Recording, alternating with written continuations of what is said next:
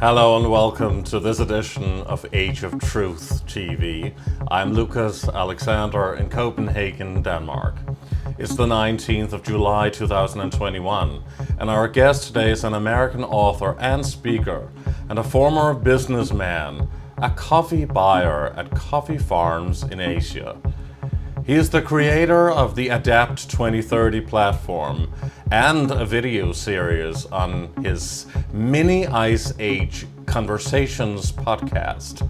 He's now trying to warn the world about climate change, but instead of global warming, he believes that global cooling will become a major problem and that people have to prepare for a mini ice age because of a grand solar minimum. David Dubine.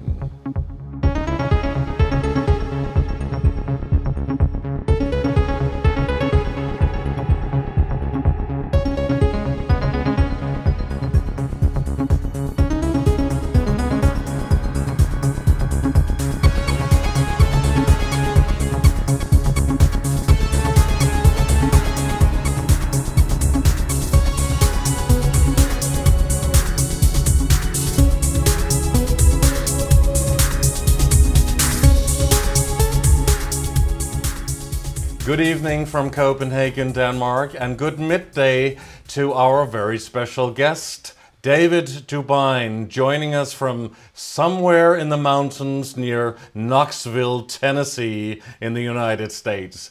We are thrilled to welcome you on the show. Thank you so much for being with us. Appreciate you having me. There's so many connecting ideas with the world changing. I'm going to try to at least show my speciality in understanding cycles of time, cycles of civilization, and how the planets and the electromagnetism from the sun affect how much food we can grow on this planet. And it's a cycle as well. And the responses of governments across the planet happening today are a direct response of our grow season shrinking and the amount of food that we're not going to be able to grow from this point forward. Still having 8 billion mouths to feed. So the control net needs to come down. And as you said previously, it seems like we're being corralled. Well, we are. Great. It will surely be a fascinating time we'll have with you today because you've become a little bit controversial for contradicting the official political narrative on climate change, global warming, and global sustainability. The narrative that we've been told through massive mainstream media repetition throughout the years, that the world is practically going under due to the overheating of the planet and the CO2 scare. But then you come along, David Dubine, and claim that climate change is real and that we have to become aware of this now in order to adapt to these enormous changes ahead of us. Only that it is not global warming we're talking about, but global cooling, a mini ice age that awaits us. The so-called grand solar minimum cycle, which you claim that we will soon all have to face. And you've created a platform that you call Adapt 2030, which easily can remind us of the infamous UN Agenda 21, UN Agenda 2030 plan, whose main goal is to control all resources and to promote coming restrictions and resource shortages due to CO2, climate change, global warming. There are many things to discuss, and you will also be presenting slides to the audience to go more in depth. But first of all, I'd like to ask you a few questions, and before I do that, please first of all introduce yourself to the audience, tell them a little bit about your background and history, and what led you to believe that the Earth is in fact cooling down. Cooling by how much, and how much would it affect society? Now, before the introduction, I used to buy coffee in a country called Myanmar. Burma is what you know it now. This one was just opening up 2012-13. But talking to the coffee farmers up there, they were getting cold damage on the coffee plants. So what's happening with that? I was told global warming, I'm in one of the warmest nations on the planet, right at the equatorial band, and they're getting cold damage in the coffee plantations. But come to find out, they talked about their grandfathers and great-grandfathers having the same experiences back in the 1870s, 1880s, when they really started to bring coffee there as a commercial crop, when the English were in control of Burma, or Myanmar, as it's now known. Just set me on a simple question. Why is it cooling? Is it going to cool more? And how much coffee can we get if it continues to cool?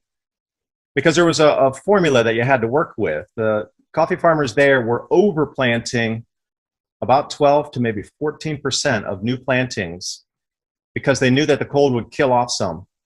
So it wasn't going to be 100% fill rate, like when they would add new production area, they would plant out, let's say, an acre.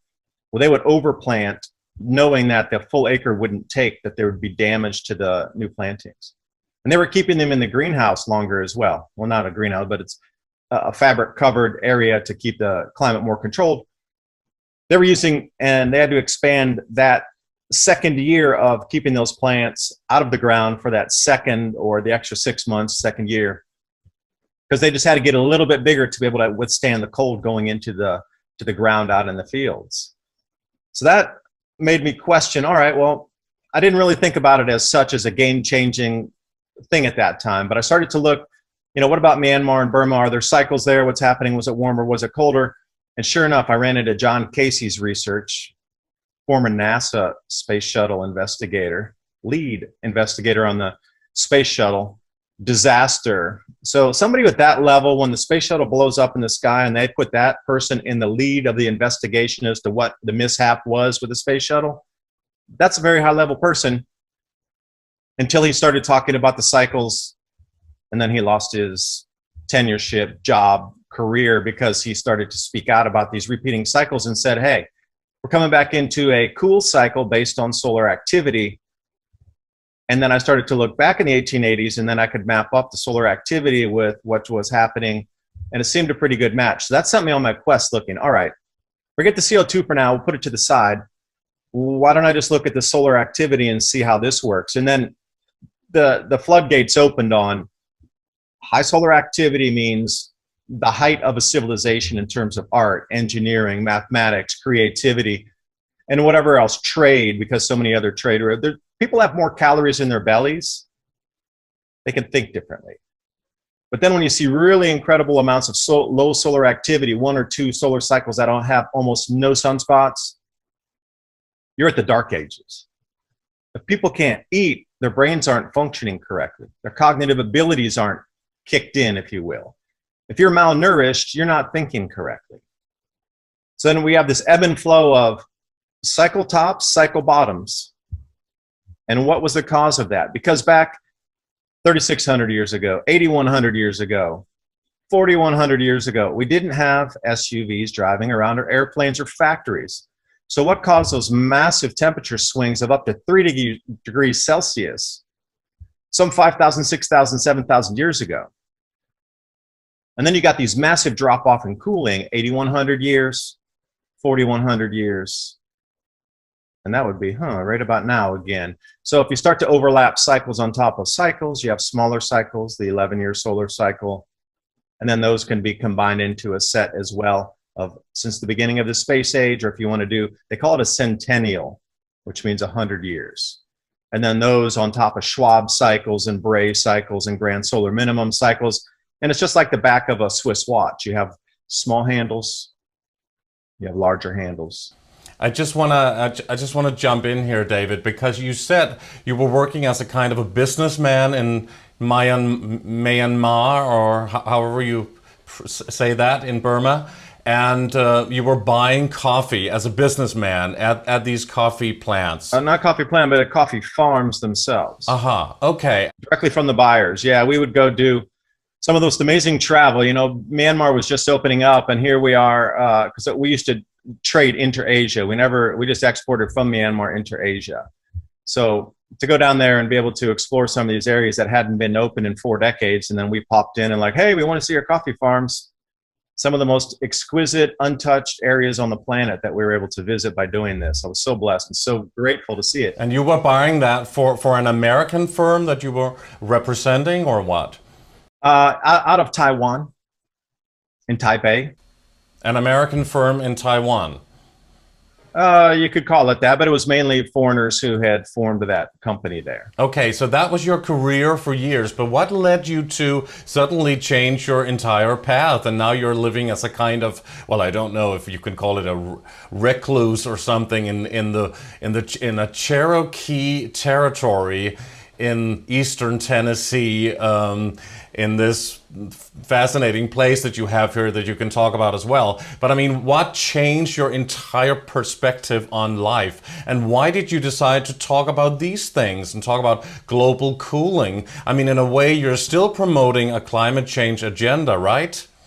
I am, but I'm not promoting the right causation for the climate change. And Lucas, you hit it there on the head. I mean, the reason that Vice News wrote that hit piece on me was because I'm very focused on solar cycles causing change versus CO2 causing change. But then you're still promoting a climate change agenda in a way. Is that not, I mean, isn't that still part of the whole fear porn scare game that we've been programmed to believe all through our lives, basically, that we must be really careful with the climate because the earth is going under? And basically in the last 10 years, the propaganda has been extraordinary, and people are really fearing what is going to happen, and with the whole CO2 thing, which you said is not true. And a lot of people we've had on the show, of course, they come out here and say that we don't have climate change. It's a hoax. It's part of a UN Agenda 21, UN Agenda 2030 plan. And this was arranged through the Club of Rome way back in the early 1970s, and then there was the Rio Summit in 1992, and then this whole UN agenda plan was rolled out, and we are certainly seeing it right now with the whole Corona thing. But I mean, isn't that still kind of playing that same game if you are now promoting climate change and you say that we have to be very, very careful, but it's just global cooling instead of global warming? What are your thoughts? We don't have to be careful about anything except learning where to shift our crops as areas in the planet aren't able to grow them any further or any longer. It's not about being careful about, oh, I need a low flow toilet, or I need a CFL light bulb or an LED light bulb, or I can't drive my car because it's going to put this gas in the air. That's where the control agenda comes in. The control agenda is all about your consumption patterns, your way of life, where you can live, how you can eat. On that whole Agenda 2030, total control over every movement of your life based on a fictitious cause for the changing climate. Now, swing it over into these grand solar minimum cycles. There's really nothing you can do. It's a reset for society every single time anyway. The best thing we could have done is started to talk about this and have people become more self-sufficient, to have them learn to grow their own foods, learn how to store their own foods, get the communities organized to be able to prepare for these in ways where communities themselves and households could produce so they wouldn't have to rely on the supply chains. That's quite a bit different mechanism than controlling every single aspect with the Kobe Pass and this, that, and the other based on how much CO2, quote unquote, is going off. We're going to turn off your air conditioning. You know, you saw in Texas, they automatically with the smart meters turned people's air conditioning to a higher level because they were using too much electricity. That's completely the opposite of where we're going. On the edge of this grand solar minimum, everybody's going to need to be incredibly more self-sufficient and not rely on supply chains, which is the opposite of the control mechanism. The more freedom you would have being off of supply chains, off of government control, the more freedom it offers you, especially in taxation, because you wouldn't need to buy a lot of things. You could trade more. And this is where we should have gone for the last 20 years discussing this. But the greatest thing that I keep talking about is where we grow food currently on the major grain crops, corn, wheat, soy. That's generally at 45 degrees north latitude and above in the northern hemisphere. So that would include parts of northern Europe, the Canadian border with the United States, and maybe a few of the states down in the US, most of Canada, almost all of North China. And then if we go into the southern hemisphere, we find that same 45-degree north latitude, and you'll find Australia, South Africa, parts of South America. Now these areas are going to already have, and we're not going to say start, they already have started to reduce greatly the amount of grain output. So as we move forward to the next couple of years, we've got a couple choices. But is that not part of the UN Agenda Plan already? They have already planned the food shortages and resource shortages that we have also been exposing on this show a lot, having researchers into this talking about that this is a plan also with and now the World Economic Forum with the Great Reset, Klaus Schwab and all of that we can expect maybe next year already and in the coming years due to this pandemic situation. See, that's the problem. The control mechanism is the lack of knowledge about this entire event that's a natural event on a recurring cycle that's mappable. Why haven't we had the discussions of which crops are going to grow better when we need to move our grow zone 600 miles south? Why haven't we had worldwide discussions on which crops can be substituted from spelt to millet to amaranth to sorghum and hemp? Why haven't we talked about this? Why are we still producing the same exact crops which we know are failing now, not going to, are failing where they grow now because they're in the wrong climate? Rainfall patterns are shifting. Jet streams are moving, cloud cells are bunching up on each other, and this would be expected when the electromagnetism of the sun steps down. And the only reason people don't know this, or the aha moment of you're crazy versus, oh yeah, I know that, is the education. I mean, it's built into the global warming agenda that you do not understand basic principles of the solar system. You don't understand. The average school system does not teach the electromagnetic connection of the sun to the earth and how they need to stay equal. So if the sun is charging the earth for 400 years to the same equilibrium state, if it steps down, the earth's overcharged. It's going to behave differently as it loses to step down and equalize its charge. They don't teach that, and I'm sure in Europe it's the same.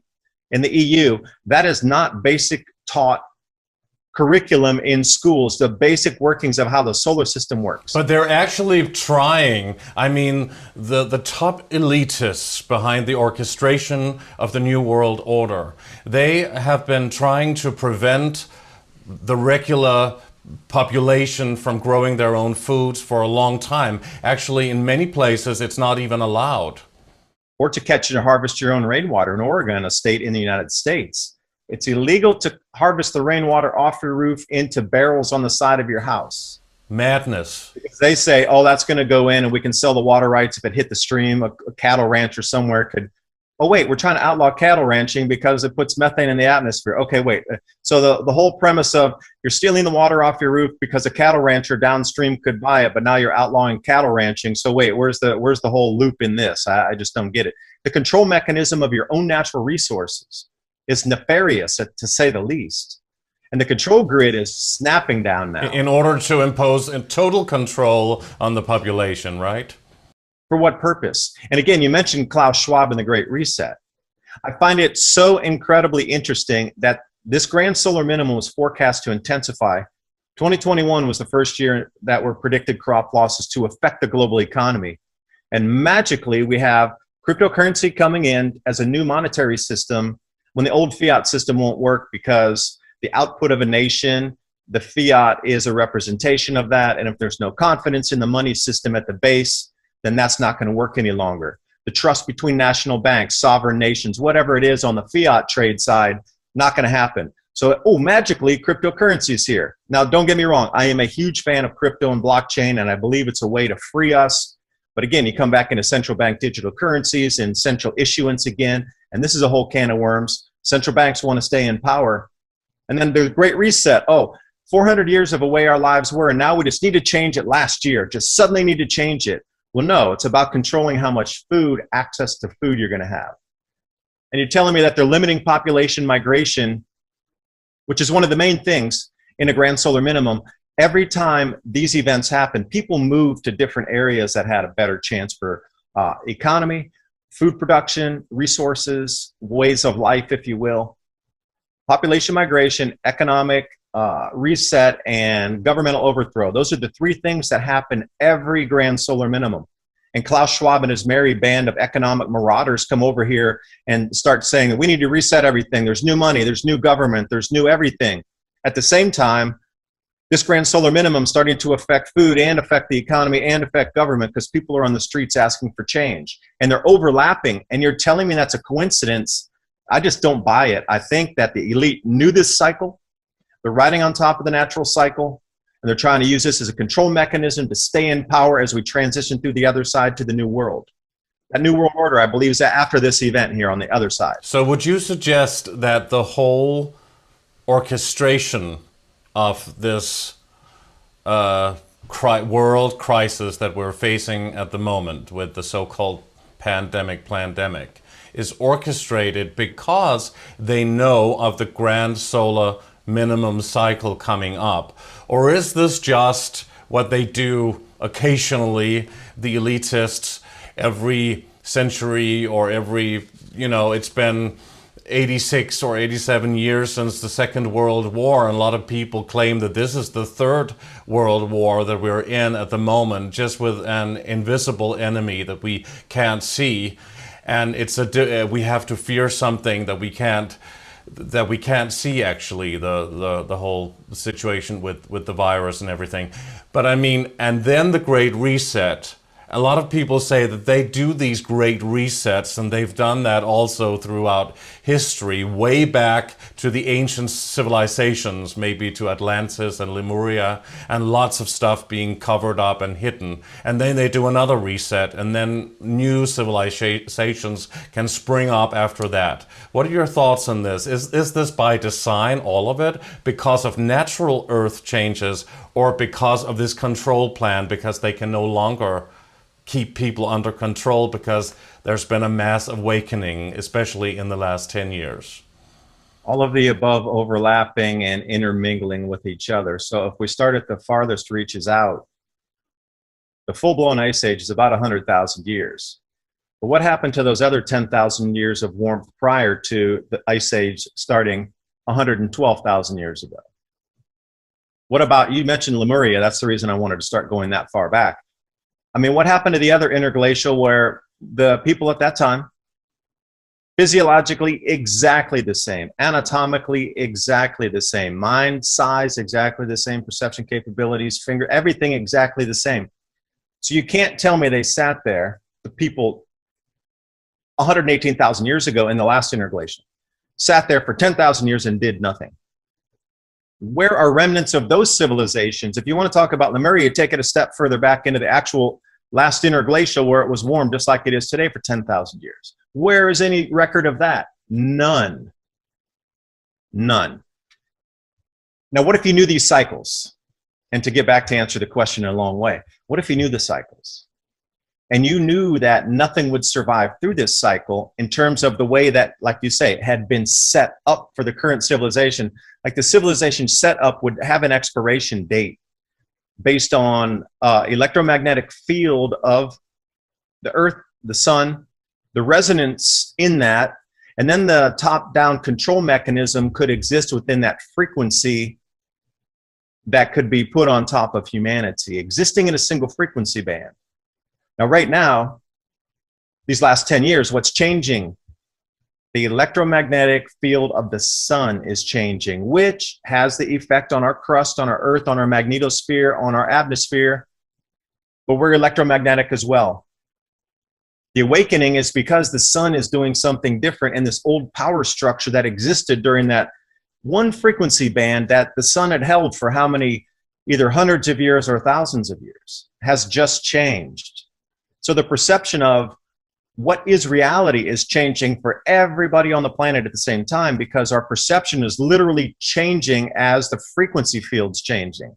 The frequency field's coming from the sun first. The Birkeland current running from there out somewhere in the spiral arm of the galaxy, Don't know about that, how far and which planets it's, or other stars and solar systems it's hit first.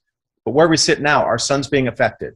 That resonant frequency field's changing here on Earth. So the top-down pyramidal structure that has put us in place for how many years of central bank control, wars, warlords, president, whatever, that's not going to hold state anymore. Literally, it won't be able to hold frequency in a higher vibration field. That was some real dark energy over these last few centuries that has held humanity down. They understand that. The elite understand this. The frequency field's changing, so their old bondage and chains of heavy dark energy is not going to hold, because this new energy coming in, we're coming into a more of a lighter frequency. So each day people are becoming more aware, like that super heavy thing doesn't really make sense anymore. So the elite are going to have to come up with a new system to still control humanity, hence the Great Reset. I still can't believe that these are just randomly related like that. And I hope that answered your question. Well, random, I doubt it. But then now we also hear about they want to dim the sun. They talk about that. Bill Gates talks about that. And we already know about HARP technology. So don't you think they're actually using those HARP technologies, or even linking to the, well, to the Neuralink satellite system, the Elon Musk system, and whatever they have with electromagnetic frequencies and phased arrays, which they also use. What are your thoughts on that, also in terms of weather modification? Now, for a lot of people who've been following this heat dome, this record heat event in British Columbia and the western part of the United States, Oregon, Washington, if you hadn't seen 2 weeks before that, the FAA, which is the Aviation Administration in the United States, put a warning out to aircraft, do not transit in this area, because they were turning HARP on again. And again, is it coincidental that there was an issuance of the FAA as a no-fly zone where HARP was being used? And then suddenly 2 weeks later, we get the hottest temperatures ever recorded, locked in place. And, you know, it's been locked there, and another heat event is happening now, and it's locked in place. So it's like, I'm going to say it's almost artificial the way it's locked in place, this high pressure dome causing these heat events over. And guess what? You still can't fly over that area. It's still a no-fly zone due to HARP being used. Now, putting those two together, you're like, okay, the weather modification's a real thing. They talked about owning the skies. The military has for such a long time. But this geoengineering is another wild animal to talk about for a second here. Like, the perception of geoengineering is, you know, they put these nanoparticulate metals up in the atmosphere, and it's there to block the sunlight. Bill Gates. What's not widely talked about is cosmic radiation management for these same nanoparticulates. So cosmic rays increase during these same grand solar minimums. The sun's activity steps down, and our magnetic shielding gets weaker. It allows more of these energetic particles to come into our atmosphere. And actually they zip through the Earth, but on their way down, they hit and, you know, spackle off of a lot of other things as they pinball their way down through the atmosphere. And each thing that they collide with starts the base charge where other things can then coalesce, and it creates a cloud droplet. Well, this nanoparticulate metal, when these same particles come in and they hit those nanometals, they lose their charge. It's found, especially during these last 3 years of research, that cosmic ray increases equate to a 7x increase in rainfall on the planet. Now, it's not going to be like that in Noah's Ark for, 100 years, but during these 2 years of really intense low solar activity, you're going to get massive increases in rainfall. So is the geoengineering another cover story application for cosmic radiation management to stop massive biblical flood events by putting nanoparticulate metals to stop the base charge of these incoming cosmic rays? So which one's easier to sell to the public? The geoengineering, you got to talk to the Air Force, you got to stop it, we got to stop the planes because they're blocking the sun. Or we need to continue to do this cosmic radiation project, because if we do stop, the biblical rainfall at 7x increase is going to flood almost every city across the planet. Which one's going to be easier to sell to the public? And I don't know which one's more, they're both being used, but I don't know which one's being used at the most and for the real usage of the program, but I know both applications are in play. And Bill Gates talking about dimming the sun. Then maybe you really would get global cooling, right? If he would dim the sun, and then we really would see it. Otherwise, they can just like turn on the heater if they wanted to warm up the planet, so to speak, with this HARP technology. And you say that they just turned it on again, and they also talk about having turned CERN on again. I mean, I'm talking about the Large Hadron Collider underneath CERN in Switzerland. And there's also talk about them turning it on here in 2021. So everything links to this number 21, it seems. And so, I mean, what we want here is, of course, to get to as close to the truth as we can. So if you would explain to the audience a little bit about what is grand solar minimum, and before you do, I just want to ask you symbolically, could these cosmic rays from the sun that you're talking about, could they symbolically be linked to the wreath around the sun that is actually called corona? Absolutely, because, well, for everybody listening out there, I encourage you to do your own research, and I don't want you to listen to me in this for anything I say today. I don't want you to believe anything I say. You need to do your own research. If you go start down the rabbit hole of doing your own research, you're going to understand it far better than I can explain it to you, because you're going to find your own bits and pieces in the way you explain it to others. So I encourage you to do your own research. Please don't listen to me. I'm here to present information. Now, after that, it's your job to go out and prove me correct or incorrect. And I think you're going to find that a lot of this information is true. So I wish you would try to disprove it, because that's the best way to prove it. But now we want your take on it.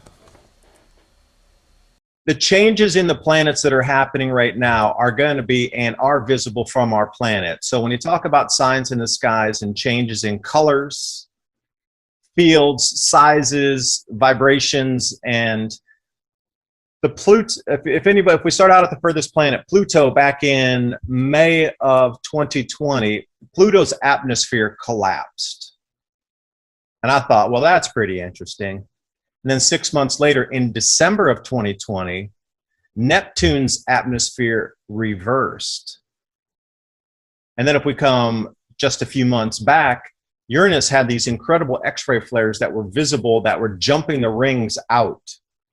But at the same time this occurred, the aurora on Jupiter were a 10x increase, where you could actually, if you were looking at it from Earth, Jupiter would appear a little more of a blue tinge, and that wasn't like an atmospheric anomaly or something. Actually, it was more blue because the auroras were actually coming down off the sides from the poles, coming down into the upper latitudes, where the top and the bottom of Jupiter were glowing blue.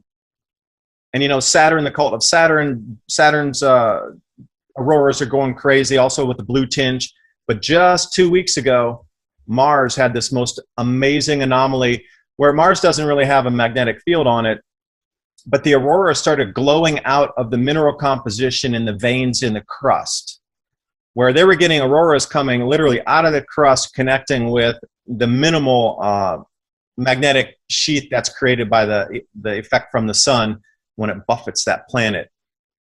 So this really has a lot of connection back to the ancient, when they say they could see these ley lines glowing, and a lot of these ancient temples, etc., were put on top of these ley lines. The exact same thing just happened on Mars. And now these control mechanisms suddenly ramped up in these last 3 weeks. The sun is going to change also. You're going to see it get larger and change color, not to the point where it's going to turn completely blue and you'll be like, wow, blue sun. But it is. The weaker it goes, the larger that corona puffs out on it. So if it looks like the sun is a little bit larger, fuzzier, etc., that you're going to expect that. And as that happens, our atmosphere is also in turn going to compensate and rebalance itself, meaning the cloud cells, the jet streams, the rainfall patterns, and the droughts are going to go into different places. So let me make a bold call here. You're going to start hearing this new word called equatorial vortex in the news from now on. They have to explain why the jet streams are moving off the equator way up to the poles, and from the poles, you know, the polar vortex, where the poles and it dips really far south. Well, they have to explain why it's going to start moving both directions now. Because the sun has stepped down further, and we're going to get more effects where the jet streams are going to lose their complete flow, and they're just going to wander anywhere, but they're going to need an explanation for this called the equatorial vortex, and look for changes in the sun. Everything's going to change in the entire solar system. We're going to see signs in the skies. Electrical phenomena that look like elves and different petroglyphs coming off canyon walls are going to be visible in our skies in less than 3 years. Now, how do you explain that to a populace? You can't. You got to distract them or control them. Sorry, I rambled on that a little bit, Lucas. No, it's very interesting.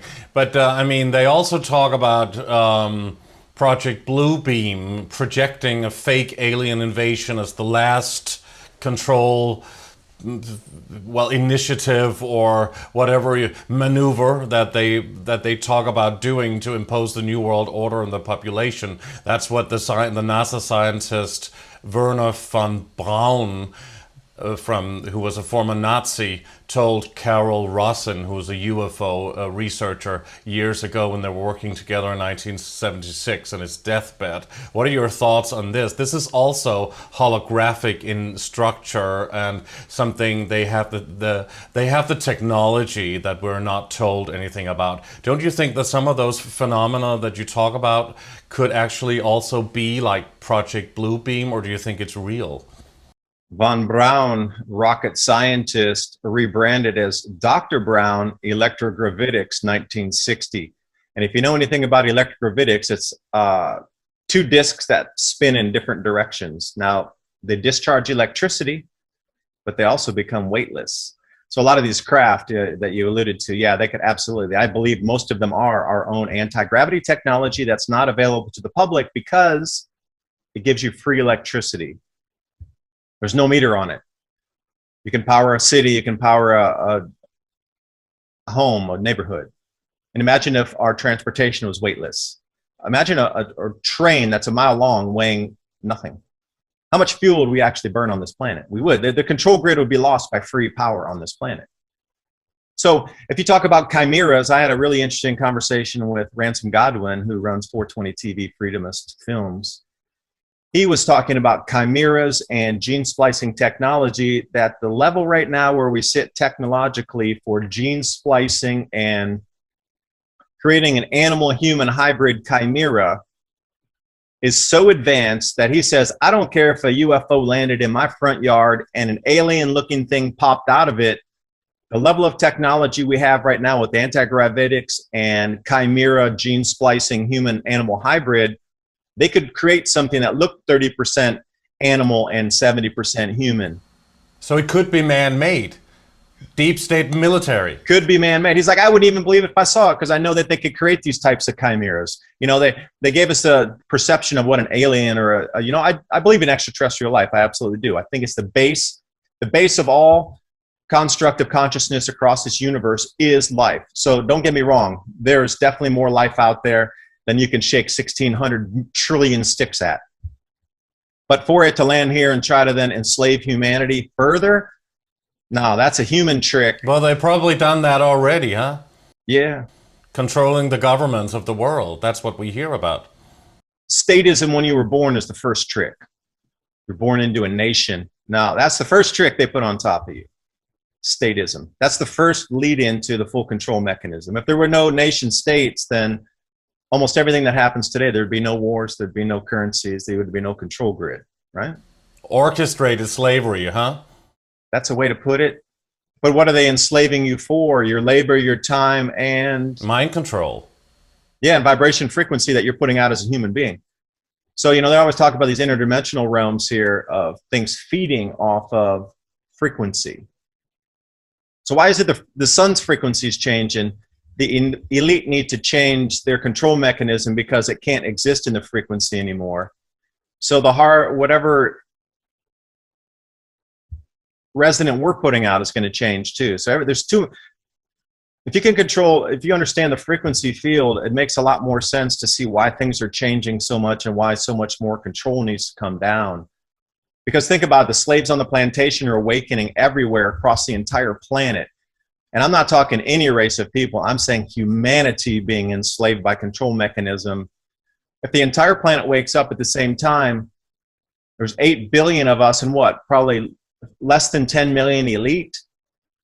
Then what? So what do you have to do to control and remain in power if you're outnumbered 8,000 to 1? But don't we see very clearly right now that even though a lot of people have been waking up massively in the last 5 and 10 years, and also for the last 16 years that I've been in this game and studying all of these things, I mean, there's been an explosion of people waking up, but still we're also seeing more and more people jumping back into the control grid, and we see how easily people will comply and believe in anything. We've seen that in the last year and a half, and now with all of the medicine that people are taking, that's the word we use for it.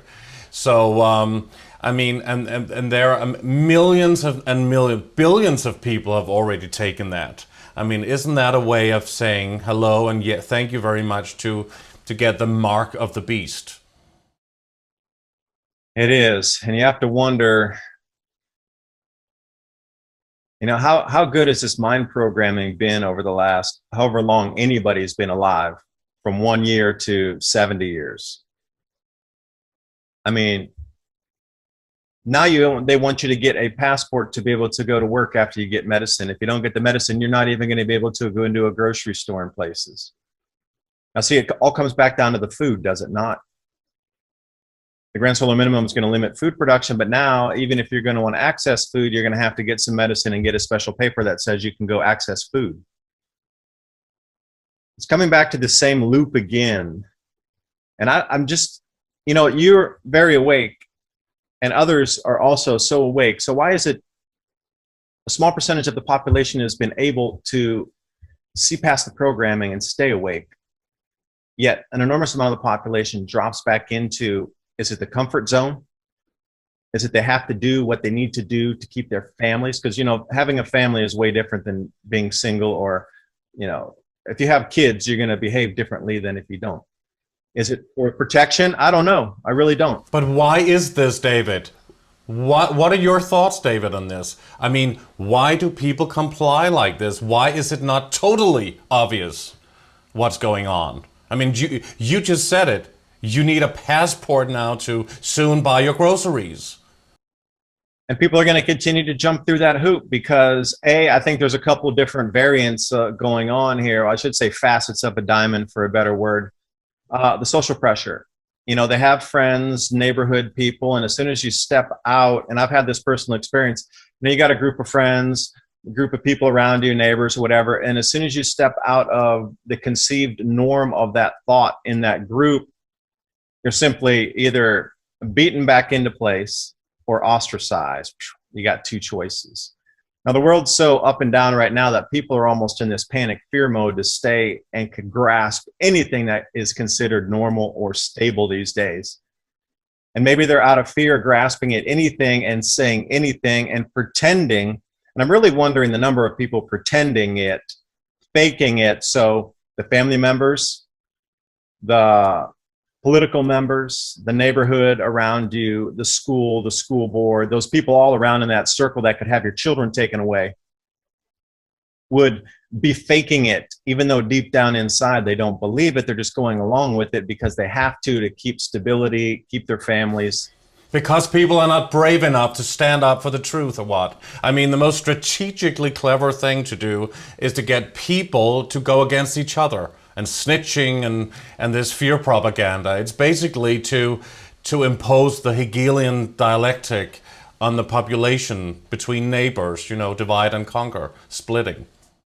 That's who's going to get the food, the best informant.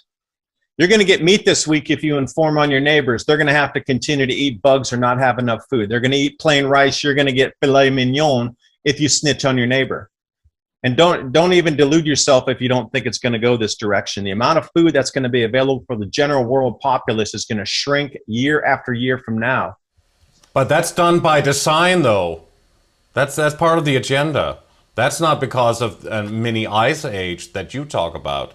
That's what they want. This is the whole Soylent Green idea, isn't it?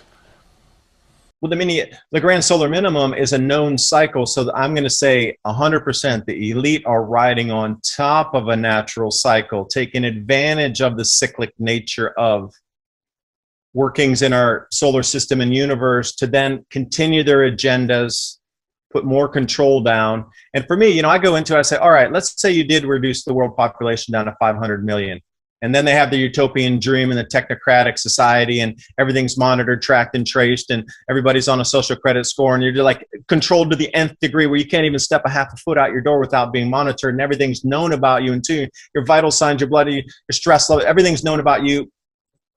And then what?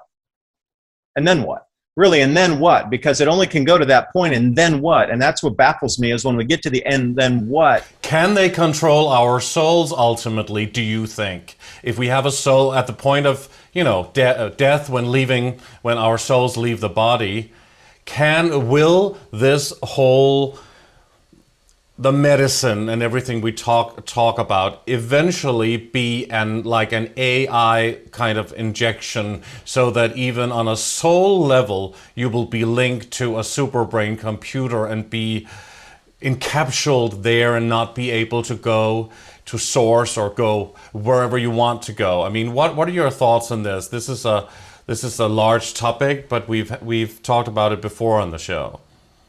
If you want to limit your belief system that the creator is not that powerful, and the consciousness vibration that created this entire third dimension of everything we know and on this planet, and how things far work, and we can't even see the edge of the known universe, the being that created that against a little tiny AI on our planet, you got to think maybe it's a mind control thing, where maybe the mind does follow and the mind creates the reality. Because, if we're talking about a multiverse, like, how do we get stuck in this thin band, and how do we get out of here? I remember you talking to David about that.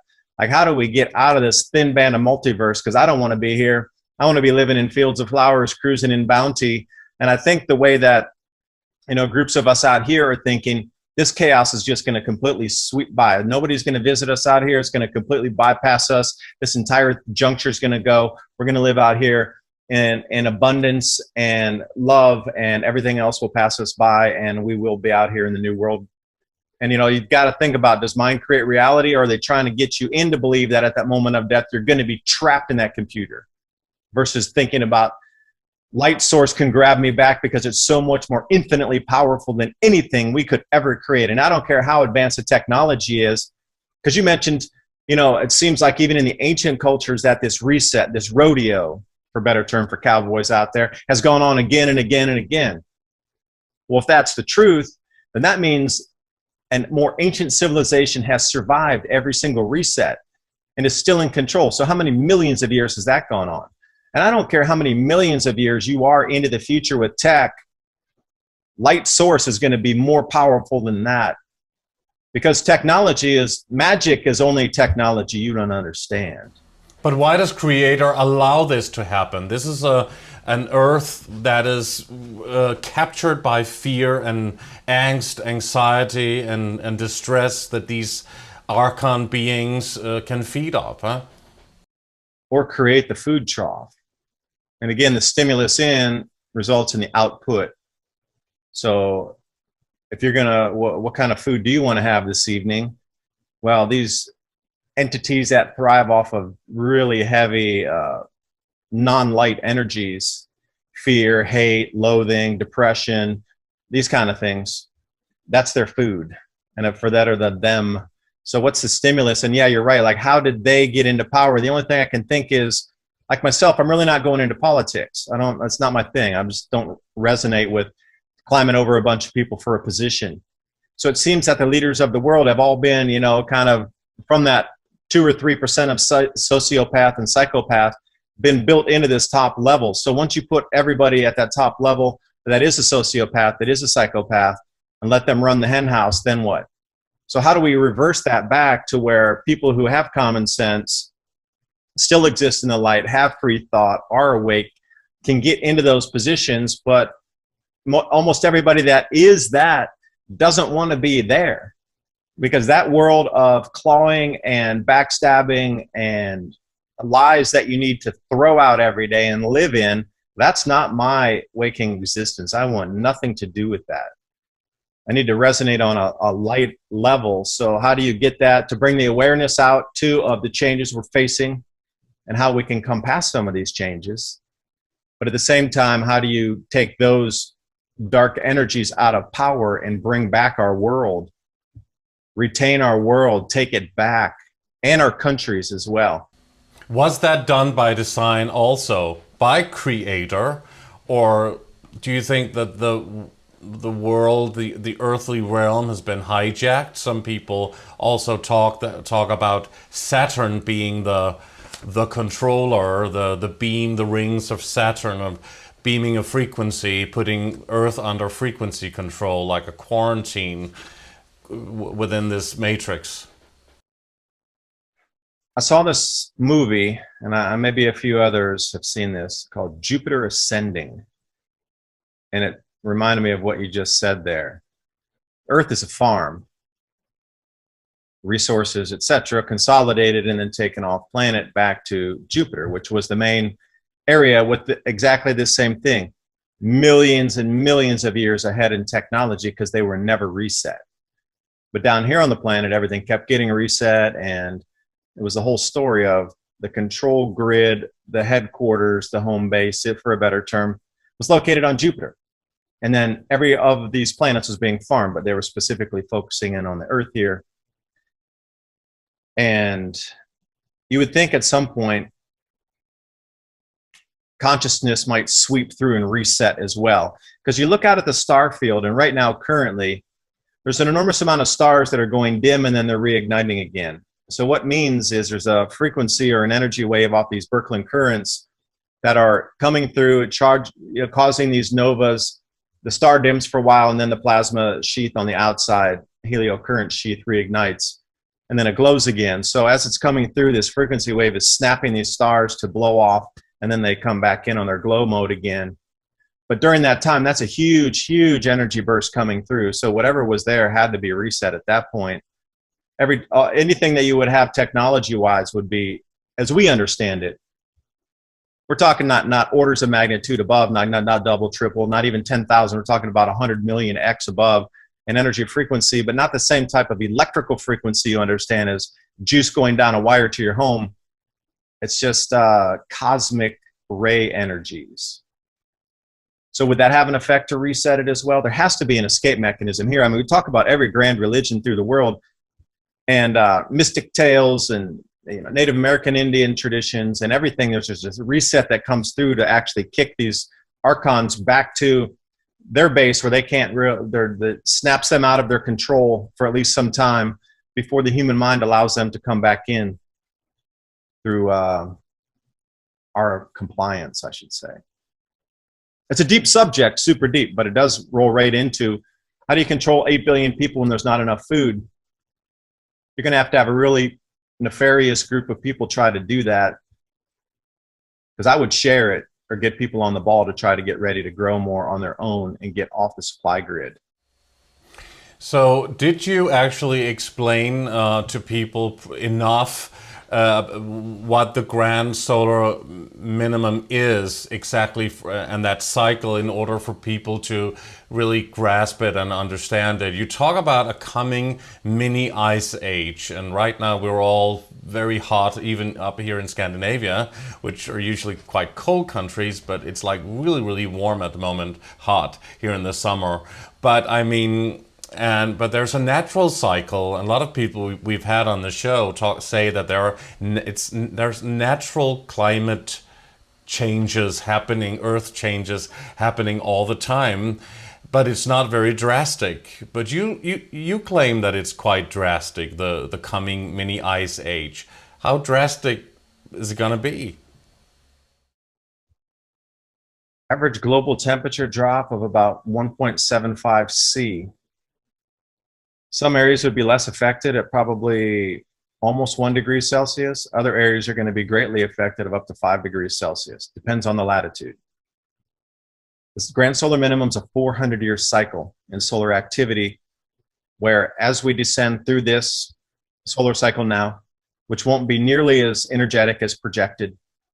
The next two solar cycles, solar cycle 26 and 27, the tapering off of this one, which will be far shorter and less energetic than said, is going to take us in and already has begun. These are just the beginning effects of this 400-year cycle. So it's going to be cold for 400 years? No, the cycle's 400 years that we have two solar cycles of almost no sunspots, the lead into it, and then the trajectory out of it. During this time, everywhere that you grow food now is not going to be as stable to understand the planting and the harvesting periods because the seasons to grow are going to be shrunk. Total in and out, 15-ish years of the total, and then it's going to be stable for 400 more years, but the cycle will repeat and return. So the actual effect of the cycle and the intensity and the destruction of the areas where we grow food currently is about a full 15-year period, maybe a little longer, 15 to 18 years. Remember, it's transiting in and transiting out. But do the historical studies. Go back every 400 years and look at the changes in the way people were ruled, the way the economy shifted, the technological jumps at that point to reinstitute, like you said, a new society. Here we are again. So food's the most important thing. So how would you, I might ask you the same question then, Lucas, like if you were a global leader and you knew there would only be enough food to feed 7 billion people, not 8 billion, or 6 billion versus 7 billion, how would you control that? Well, since we suspect that they already control, well, everything in the whole narrative, and they're creating these food shortages and meat shortages, which they talk about, while they are also doing propaganda for veganism, and which is also linked to a climate agenda, I suppose. Whether you like it or not, or whether it works for you or not to eat that way, it's still a part of the agenda, I suppose. And I guess, being all of these world leaders that work together and take orders from the same top elitists, then they already know what is going on and they want depopulation anyway. So I don't know how to answer that question. That would only be something we could talk about if a world leader was speaking the truth and wanted the best for their population. Right. I mean, I know I didn't answer your question, but I mean, we do suspect that everything is orchestrated and staged in a way, huh? Yeah, those types of world leaders that you just referenced are always taken out of power, either assassinated or overthrown. What was it, the article I was reading, that 3 leaders of nations who didn't want the medicine in their country have all magically ended up dead. In Africa, exactly. Yeah. So, I mean, again, the statistical possibility of some of these events are nil.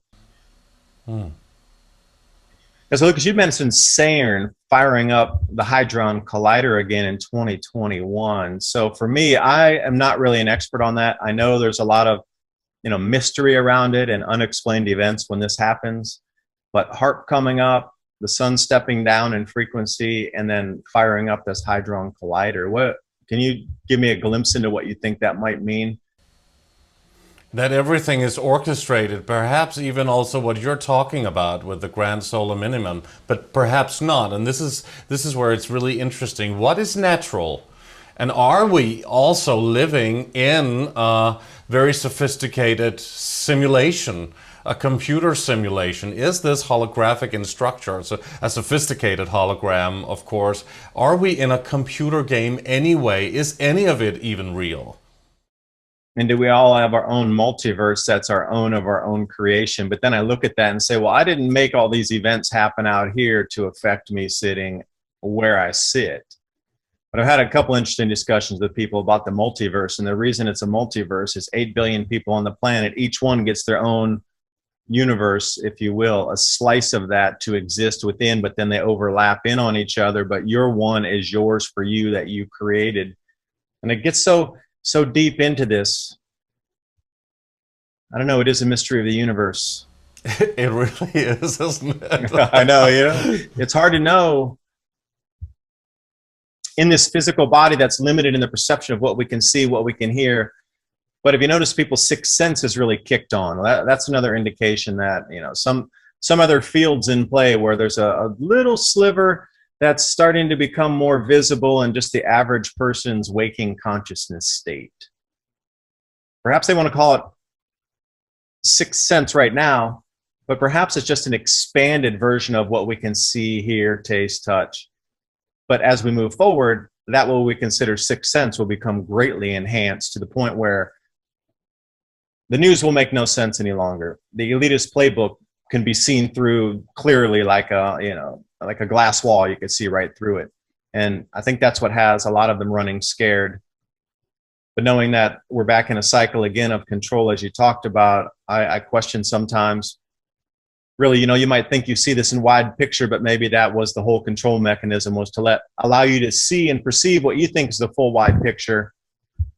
But again, it's just the micro sliver that was put in place as the breadcrumb for you to find. No matter how far out on the edge of it is, you come to the edge of the breadcrumb.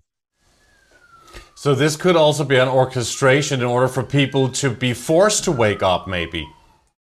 To whose final benefit would that be if everybody awakens? Some people do talk about that there are forces working behind the scenes for the greater good. And that's, of course, something that a lot of people, especially in the truth community and in spiritual communities, that they hope for. And we could certainly use it now, couldn't we?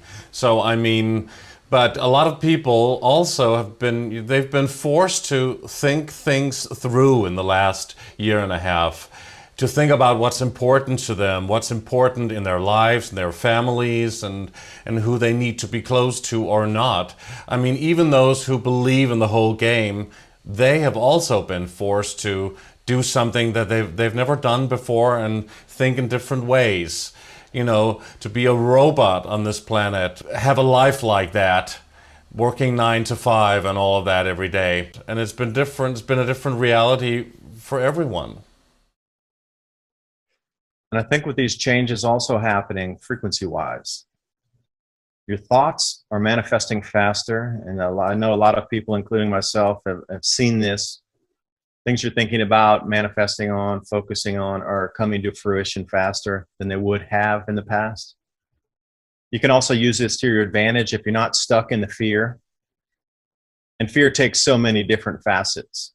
Fear of people liking you, fear of the police, fear of not being able to eat, fear of losing your job. There's so many fears that are out there. But if you can swing past that and come over into using your mind to allow things to happen with and around you on a positive way that will guide you through and keep you safe during these times, is something not a lot of people are talking about as well. They are in certain communities of people, but it's just generally the wider scope of things, using your mind at this time, because our abilities are increasing in so many different ways, shapes, and fashions, to be able to use that projection of your thought out there. And that's what I'm always manifesting on, is the abundance and the thankfulness and the peace and the safety that we're experiencing out here. To take that as a daily moving through these changes, because everywhere you look, this media is fear, fear, fear. Everything's fear. And I do believe also another strange point with Hollywood, why is it that all these superhero movies have come out in the last couple of years? Is it that there's something that is happening with the human physiological or mental capabilities to allow us to have quote unquote superhuman powers as we move through these changes? I mean, I'll give you some of these slides here, but the ultimate point at which we get locked in the second electromagnetic field in the solar system is October of 2024. So the heaviest, most powerful effect of this beginning of the cycle occurring in these next 3 years culminates on that date. Wow, we certainly want to know more about that. That sounds really, really interesting, and also an important point. But I just wanted to ask you. You just said that now we're possibly getting superhuman powers. But maybe we already had those. Maybe that's the natural state, and we've been dumbed down. our pineal gland has been calcified and has been separated from the heart chakra, which really can create. I mean, a lot of people talk about in the ancient civilizations that they could use their mind to actually move objects, large, huge objects, like maybe building the pyramids. And maybe they had alien help, but maybe they could also do that with the power of their minds. And we all know from law of attraction that through the heart chakra you can actually manifest things, and you even just thinking about somebody and then they call, which is in a primitive sense, but it can be used for everything. Everything is law of attraction, It certainly is. But perhaps that base state that you're talking about that has been nullified from birth or kindergarten, get back in the box, paint inside. The crayon can't go outside the lines. It can only be dumbed down or nullified to a state, but when there's a natural extra force on top that's going to reopen that.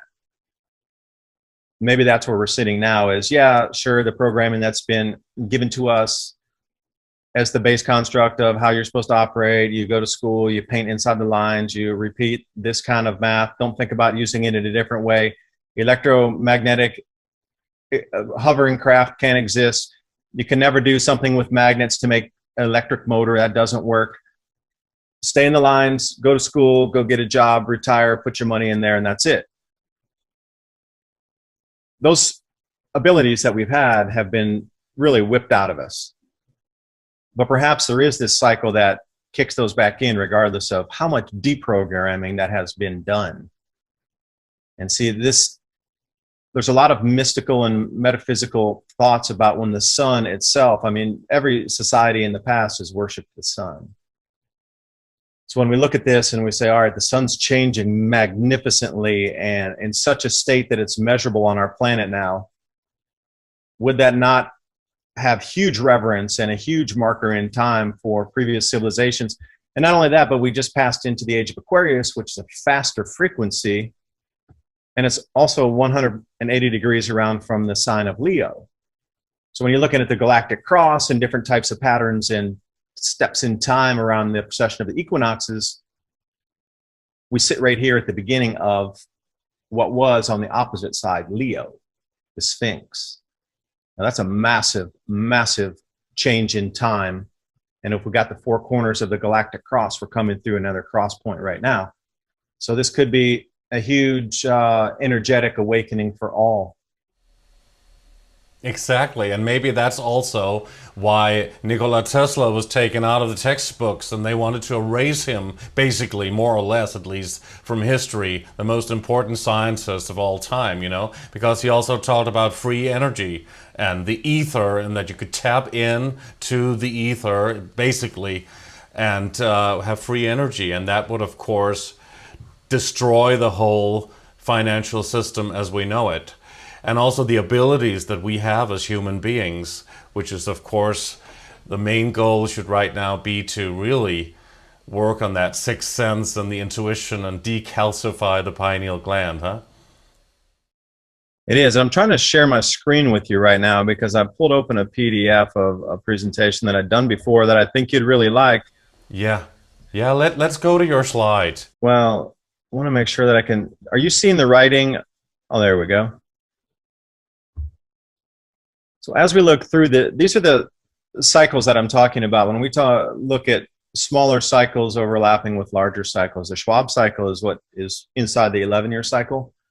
Then we have the Gleisberg cycle, which is a little bit longer in the 80-year cycle. And this is kind of alludes to this, economic reset, if you will, the fourth turning. Can I just ask the Schwab cycle?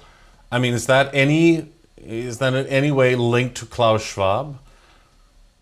It is not, but I thought it was very interesting also. No, it's linked to another scientist who was studying electricity and electromagnetism on a way to further extend radio frequency range across the curvature of the planet. Mm-hmm. So Gleisberg, and then we have these de Vries cycles. This is for a little bit further back in time, 200-year cycles. So as we start to look through these longer cycles here, grand solar minimum cycles are overlooping as combinations of these shorter cycles inside these longer cycles. And see, this is the thing that a lot of people talking about climate change, CO2 versus solar-driven climate change, never really take a look at these longer-term charts here going back some 12,000 years to see how the climate has risen and fallen naturally. I mean, what causes these massive changes here? And it's not really human influence if you go back more than 200 years. So what's causing the rise and fall? Now, during the modern minimum, this temperature reconstruction map here is approximately 10,000 data points of peer-reviewed research of a researcher that went into an individual area on the planet and studied the climate in Mesa, Arizona. Came over and did something in Copenhagen, did something in Russia. Wherever they were, a very specific range of a lake core drilling sediment in the middle of Montana. Something like this. So they put all these data points together in terms of temperature, and this is what the temperatures had done during the modern minimum, which is the 1600s, 1650 approximately. And where it's dark blue is where they lost the most crops. And you can go back through history and see history books laden with accounts of famines, government overthrows, etc. Points being, Alaska was warmer and Greenland was warmer. So if you're going to create a narrative when people start to see these changes in front of their faces, and you already know that Greenland would get warmer and Alaska would get warmer during these cycles. I mean, look where we sit now. Oh, melting Greenland ice. Oh, I'm sorry, the Greenland ice is increasing. So I don't know what you can say about that. But another thing that hits home is during these grand solar minimums, it's well-known science where the jet streams are going to move to and how it's going to pull the moisture north or south and how it's going to affect the rain and precipitation patterns across the planet. Again, we're talking thousands, tens of thousands of research documents on this, all peer-reviewed, by the way. So the monsoon is going to shift during a grand solar minimum or a little ice age. If it shifts, do you think somewhere would get warmer, wetter, drier? And then map it out. And then you get really, you can come down regionally and find some real detailed information on, I just chose this one because northern and central Australia right now are getting an enormous amount of rainfall, and you can see how the monsoon shifts back and it makes those areas really wet. Well, for me, studying Chinese and knowing China, why are so many Chinese firms buying all the cattle ranches in areas that were considered bone-dry desert in Australia 5 years ago, and now suddenly they're able to grow grass there without having to use irrigation? I mean, people know these cycles, and they're going to jump in on a business knowing these cycles as well, which I find a little bit strange. Now, these cloud cells are the things that are also going to start bunching up, and when they do, you're going to get these massive ring outs, just like happened in Germany. 2 cloud cells have collided over Europe and are ringing out as these are trying to find new areas to move to. It's almost like a traffic jam in the sky, because as our jet streams shift and move, the cloud cells are in conjunction with that, and they're going to find new flows, and they're going to go out of sync for a while. And this is exactly what happens. So when you're seeing a year worth of rain in a day, that's happening. 2 months worth of rain in an hour, that's a direct effect of that. Now here's something that just came out on July 15th, and this might, finally put the nail in the coffin for this one. The new anomalous jet stream pattern imperils global food supplies. Now this, I can't believe, is they're drip feeding you that food supply issues are coming due to jet stream movement. Now what we see at the top here is where the jet streams have sat for the last 120 or 150 years, where we have calculated when to plant and when to harvest most of the main grain crops. At the bottom, what we see is where they expect everything to move to right now because of changes, but they don't really tell you what the change is. I could probably say it's the sun changing the electromagnetic field on our planet, allowing these jet streams to move. But notice how they move, and you'll say, that's interesting. If we match them up here with the grand solar minimum 1650 temperature reconstruction map, you start to see a lot of similarities of where the lost crops are going to be. Now, if you can forecast this out and you say, gee, I know a lot of crops are grown in Canada and a lot are grown in the United States in those same areas that are red above, and there's a lot of, Kazakhstan all the way over to the Ukraine, they're going to lose crops there too. And I look and I go, geez, all of northern China and parts of Russia, that's 100% match on at least 2 areas, possibly 3 if you want to consider Eastern Europe on these maps. So this research is done. Now it's just about the fallout happening. And since I did mention the planets and the planetary geometry, another thing fascinating is 79 AD is where we are going to sit in 2024 with the planets in the same exact location. 1 degree of arc difference, not exactly the same, but 1 degree out of the 360-degree arc is going to be different. So what happens at that point? Well, what you need to first understand is where the Earth's sitting between these magnetic fields. On the other side of the Earth, between 2 magnetic fields. Now, what happens when the when the Earth transits around the other side of the sun? It's going to get pulled a little bit closer. So the step down in the equilibrium of our Earth and the sun is happening at the moment. The charge needs to equalize. Hence, all this extra ground to sky lightning, the elves in the sky, the red sprites. You get an enormous amount of electrical activity because it's all connected through these magnetic field lines. Now, once this changes, or there's a change in the state of all of this, we start to see effects from the sun on the Earth. But then there's a second wild card happening, the second magnetic field in the outer solar system forming. So here's where we will sit on October of 2024. The Earth will be between a second magnetic field of the 4 gas giants, the sun, and us by ourselves. Massive effects are going to be foretold of this. Earth rips and crustal displacement in the top 2 miles of the crust is what's expected. So when you look at what the infrastructure holds on the top 2 miles of our crust, there's going to be some infrastructure breakdowns. But see, that excuse is already built in. COVID right now, there's supply chain disruptions. Well, how much of the disruption is from our infrastructure breaking at the moment?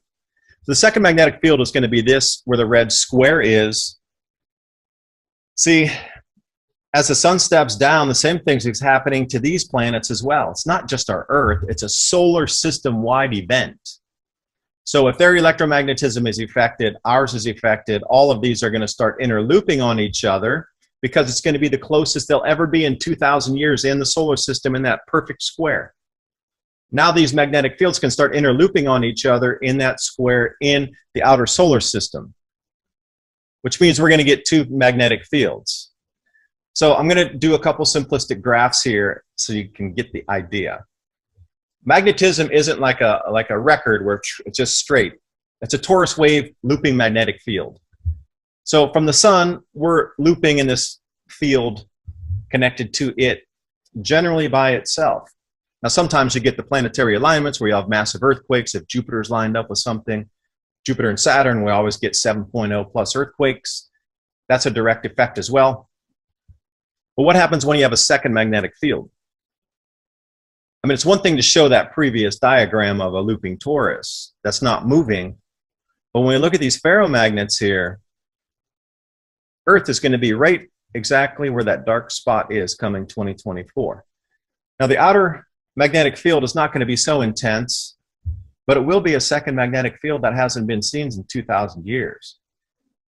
Looping in on top of our Earth. Because think about how the Sumerians counted the planets. They counted outward into the Earth. So for them, if we go Saturn, Jupiter, Mars, Earth. So we'll be the second planet from that second magnetic field. May I just jump in quickly? I just have a question for you about the previous slide, the one with the 2 torus fields. Yes. Well, the question is that we've just done our first show on flat Earth theory.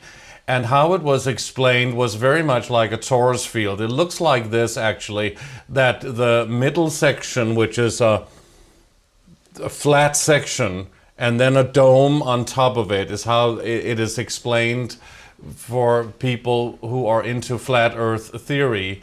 And what are your thoughts on that? They say it's like a torus field, but we are in an enclosed dome. We're encapsulated, and that our solar system is inside of the dome and the planets as well. Could all of what you're saying, also with the grand solar minimum, also be something that you could apply to flat Earth theory? As I look out and I've seen with my own eyes with a telescope, every other thing around us is a circle, is a ball. I don't see anything else out there that's flat. So if you look, how would our Earth be the only thing that's flat, but everything else you observe in the heavens is circular or round, an ellipsoid, whatever you like to call it, a shape that's not flat? Unless every planet you're looking at is completely facing you, that's flat. But then you can see the curvature of most everything around. So if I didn't have that observation, perhaps I could go with that. But everything else I've ever observed with my own eyes, or even looking through other telescopes, where you can get online, you can look at other telescopes that are much more powerful than anything you could ever handle. But being able to watch their online panning of the skies, etc. And I live in some really clear area out here. But they have a very good and very thorough explanation for this, and I guess for... I'd love to hear it. Yes, and well, you can see the show that we've done on flat Earth theory, and we did an extensive program on it, and a lot of people go into that area as well. But we have, of course, interviewed a lot of people, researchers into all secret hidden truths, and they say that it's not so, that we are on a spinning globe, and it of course makes sense to most people, but we are discovering that everything we thought was true, it doesn't have to be, and everything is basically upside down. So it is an interesting thought, especially if it can be explained. But I just wanted your take on it, also in reference to what you are explaining right now and giving a lecture on, in terms of with the grand solar minimum. I don't have the explanation or understanding of the flat Earth, and you're right, everything that we've ever known in history has pretty much been proven incorrect in science, has it not? Up to this point. Yeah, and even pictures that NASA put out NASA of the Earth, that's also faked. I mean, that's at least what a lot of people say, that those are also not correct and truthful, and the moon landing and all of that. We've spoken a lot about that on the show as well. I'm just still surprised that we're not allowed to transit across the North Pole, being the fastest way to move around this globe. It still shocks me that aviation is not able to just go over that little tiny piece, and we have to go all the way around the Earth, although they keep yipping and yapping about CO2. Why won't they let you fly from Japan over the North Pole right over to, say, EU, for example? Well, why don't I fly and come and see you, and I'll leave in Japan and we'll go right over the North Pole, and I'm going to come and see you? Oh, no, you can't do that. You need to fly all the way around. Why is that? Yeah, it should be faster though, huh? If one was allowed to go that way. Oh, we'll cut the travel in half, probably. Surely. But why is it that they never want you to see exactly what's on top of the pole? Exactly. Because you see that magnetic looping wave, it seems that there's a hole there. And see, this is where hollow Earth might come into, Admiral Byrd's discussions of flying into that hole in the ground, massive hole, yeah, that they talk about. Oh, massive hole into the Earth, wide enough to fly an airplane into, kind of. But when you look at that, let me share the screen again here. I'll show you. I mean, when you look at that looping wave, when that torus magnetic loop coming down again, when you look at that, and if you were thinking it's on a planetary size, like how large would that opening be at the pole? That would be miles wide up there. Miles wide. And see, these are some things where blends of ideas come in together. And we've also interviewed Max Egan, who's an old friend of the show, and yeah, I know Max. I've spoken to him a few times. Oh, you know him? Yeah, he's great. But he woke up. He was beamed by this frequency that he says was AI last year, and which revealed to him that the Earth was flat. And then the next day he had another beam vision, whatever it was, saying that the Earth is both flat and round depending on your perception, and that both things are true. That's what he explained once on our show. But it certainly is very mind-boggling and very interesting to entertain both thoughts, isn't it? It is, because again, you know, science is never settled, and I would never say never quit questioning. That's the thing about science. Never stop questioning, ever. You're always allowed to question. You should question. You should never stop questioning, ever. It is science. You never stop, ever. And to say the science is settled is insulting for scientists to say the science is settled. Because I'm looking here at massive gains of, that blue is ice gain on Greenland during the melt season this year. You're telling me that something's not like way out of the boundary over there, like, huh, maybe we should ask a question or two about this. This is from a few days ago when I pulled this slide, as a matter of fact, 2 days ago. But the amount of gains is so far off the chart that one blue gain that they had at the end of May actually went up to 13.7 gigatons, which means they would have put 2 new bands on their chart here, although I thought ice was melting forever in Greenland. A lot of things just don't make sense any longer in the debate. You know, when you're starting to look, and you know, one thing that I think, and I'm going to maybe go off on a bit woo-woo for a second here, but the elite were waiting for signs to come to verify that this grand solar minimum was in play and that society would need to be more tightly controlled. And then suddenly at the middle and the end of 2019, we had all of these signs occur at the exact same time. If it wasn't with the no solar wind, like there was no solar wind for some time. And that was the most bizarre thing, where the magnetosphere of our planet, the shield, if you will, puffed out to like the size of a giant cotton candy thing that you would buy at a fair somewhere. And that was the first of the anomalies that started during 2019. And then the strongest summer jet streams ever recorded. So the wind speed started to pick up, as well as the atmosphere started to, well, behave strangely, compress a little bit, because the rarest and highest tornado ever formed occurred at that same time in December of 2019, and it was just sign after sign of the highest, the coldest cloud tops ever recorded on the Earth. All these things atmospherically started to happen at the end of the year, and then magically, what happened? 2020 and the whole COVID thing came into be. So I'm really, you know, I'm kind of wondering, were the signs in the skies the things that triggered the control mechanism? Because still, I cannot believe that the bug just instantly appeared. All the control mechanisms put in place right now after debug. Only 99.9% of people survive it. And then all these things were put into place to try to curtail your movement, your spending patterns need to be tracked, everything else in place. And they also wanted to give you special medicine so you can't perceive reality as well any longer. It just kind of, it could have been 2018, could have been 2016, didn't matter, but all these anomalies occurred in the atmosphere, signaling the massive change has started. And I really believe they're interconnected somehow. Well, maybe they orchestrated it a long time ago, knowing that there would be Earth changes anyway. And also that there is this spiritual awakening, which could be very linked to the Earth and the universal changes that we talk about here. I mean, that's also maybe why that's probably maybe why they really want to do this and you know, try to get everybody back in place to control them further. And we also expect that this plan has been you know, orchestrated, I mean, or planned for a very long time. It doesn't happen overnight what has happened here, huh? Yeah, it sure doesn't. And the thing about another effect that's coming on to the planet here, when you look at we just crossed another magnetic field line, and this was another trigger for control.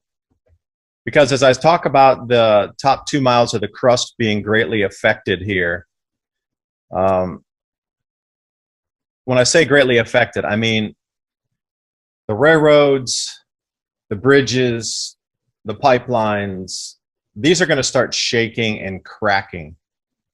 Now, the magnetic field line, which I'm referring to, I put the yellow line right in front of us, is supposed to occur in August of this year, but it seems like there's already been an enormous amount of bridge splits, railroad fractures, weird landslides, the one underwater off West Africa that took out the cables there. And everywhere you look, there's these anomalies in terms of infrastructure and delivery systems that are having a difficult time staying intact. Yeah, but could that be electromagnetic frequencies, phased arrays? I mean, we are now living in an electromagnetic soup, not only with the different Gs that they've turned on, but also with smart technology, Wi-Fi, all of the mobile technology, and now Internet of Things, and I mean everything. We are surrounded by these frequencies, and we are made of frequencies ourselves. So we're being bombarded from all sides all the time, and that could also affect the Earth. It very well could, and I've had a fair few discussions with interesting minds that were talking about when is it that golden spike, this is an American euphemism, the golden spike where the railroads from the West Coast to the East Coast finally met and it connected the country. Well, when is that golden tower going to go in where the entire Earth is then ensnared in a web of, there's nowhere that there's not this frequency that you're talking about coming out of a tower. Will it be the middle of an Amazon rainforest where that final golden tower goes in that covers the entire planet with a web of frequency? Where there'll be no 1 square meter, 1 square centimeter that will not be covered by frequency. And then that you're creating a false frequency around the entire planet. At that point, then you could talk about almost making the planet invisible or making it behave strangely as its own entity. Because that one single frequency going in there on that top, what, 300 feet? Or if you include the Starlink or these different satellite systems, the first, say, 50 miles of the entire atmosphere down to the crust. And then on the crust, you'd have another denser layer of frequency. So then imagine encapsulating an entire planet of frequency up to 50 miles, and everything beneath and below it was at the whim of you and your vibration frequency plugging in and making the planet shift on its own, behave differently, making the inhabitants, the animals, the plants themselves shift. Then we get into some bizarre talk then. Certainly, absolutely. And this is also where we, the talk about being linked to AI. Some people say that there's a man-made AI system. And then some people say there is something beyond that, an alien type of AI, a super brain computer, way bigger and more, let's say, profound than the man-made one. What are your thoughts on that theory?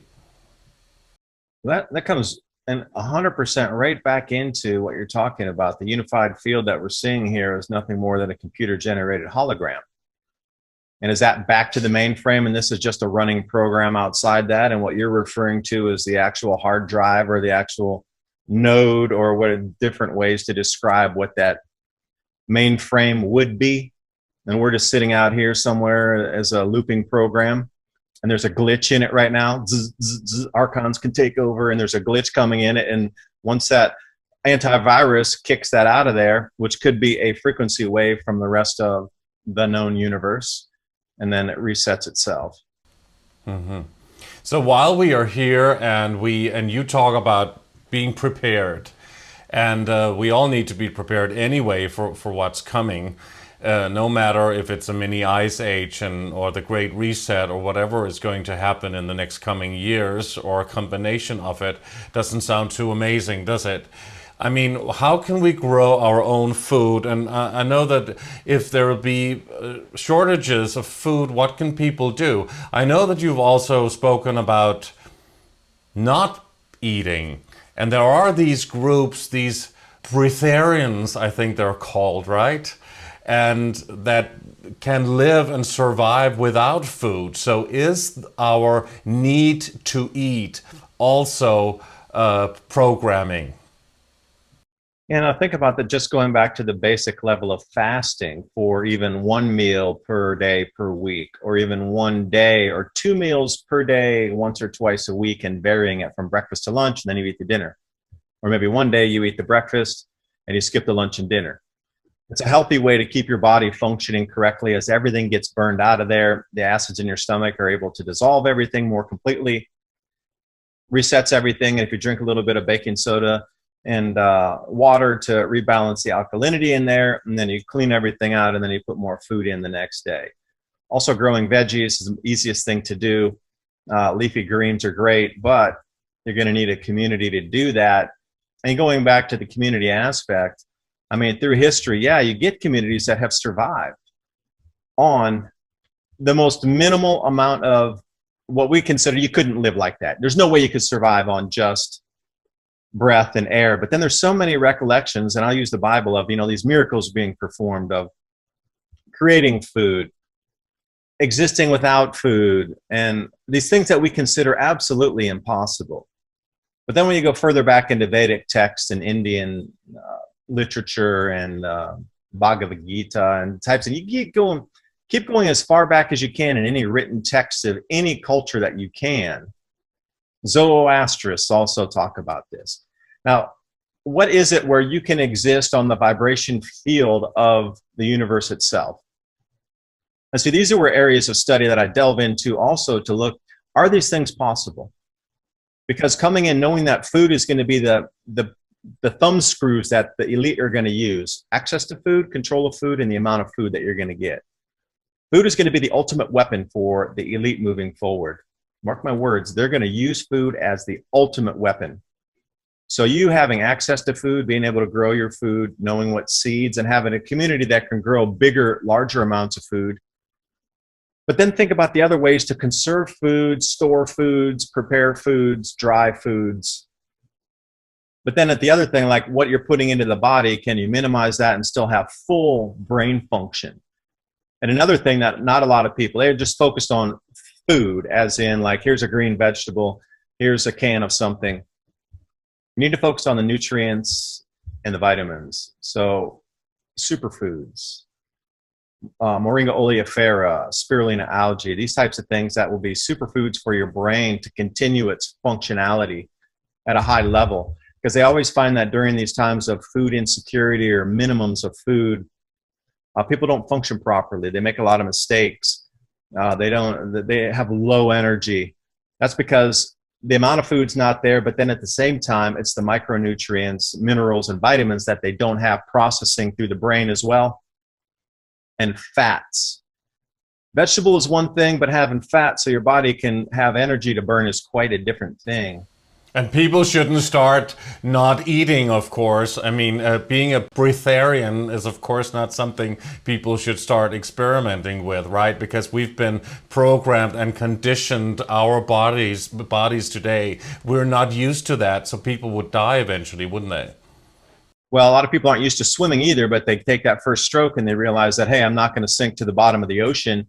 So we should be exploring every single possibility. But I think going into that realm, suddenly you lose control because you can't make people pay taxes for food, stay reliant on the food system, control the diet, fill them full of junk, and then have them on the medical system on the way out the whole rest of their life.